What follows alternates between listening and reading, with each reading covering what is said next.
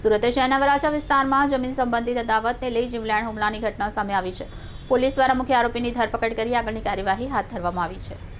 અશોકભાઈ નાથાભાઈ પાંચાણી જે જમીન લેવેચના ધંધા સાથે સંકળાયેલા છે અને વરાછા વિસ્તારના તિરુપતિનગર સોસાયટીમાં રહે છે તેઓ પર હુમલો કરવામાં આવ્યો। ઘટના તારીખ 4 માર્ચ 2026ના રોજ સાંજે આશરે 8:30 થી 9 વાગ્યાની વચ્ચે બની હતી। ફરિયાદી પોતાના એક્ટિવા પર તિરુપતિનગર સોસાયટીના ગેટ પાસે જાહેર રસ્તા પરથી પસાર થઈ રહ્યા હતા ત્યારે આરોપી ચિરાગ રેવાભાઈ મેર જે ગોડાદરા વિસ્તારનો રહેવાસી છે તે અન્ય બે સાથીદારો સાથે 4 વ્હીલ ગાડીમાં આવી પહોંચ્યો હતો। આરોપીએ મોટા વરાછા વિસ્તારમાં આવેલ જમીન અંગે અદાવત રાખી ફરિયાદીને ધમકી આપી હતી જો જમીન મામલે સમાધાન નહીં કરે તો ગંભીર પરિણામ ભોગવવા પડશે। આ પછી આરોપીએ ફરિયાદીને એક્ટિવા પરથી નીચે પાડી દીધા અને લાકડીઓ વડે ઉપરાચાપરી ફટકા મારી જીવલેણ હુમલો કર્યો। આ હુમલામાં ફરિયાદીને ઈજા પહોંચતા મામલો પોલીસ સુધી પહોંચ્યો। પોલીસે તાત્કાલિક કાર્યવાહી કરતા મુખ્ય આરોપી ચિરાગ રેવાભાઈ મેરને ઝડપી પાડી તેમની સામે કાયદેસરની કાર્યવાહી હાથ ધરી છે। પોલીસ દ્વારા ઘંટાનું રિકન્સ્ટ્રક્શન પંચનામું પણ કરવામાં આવ્યું।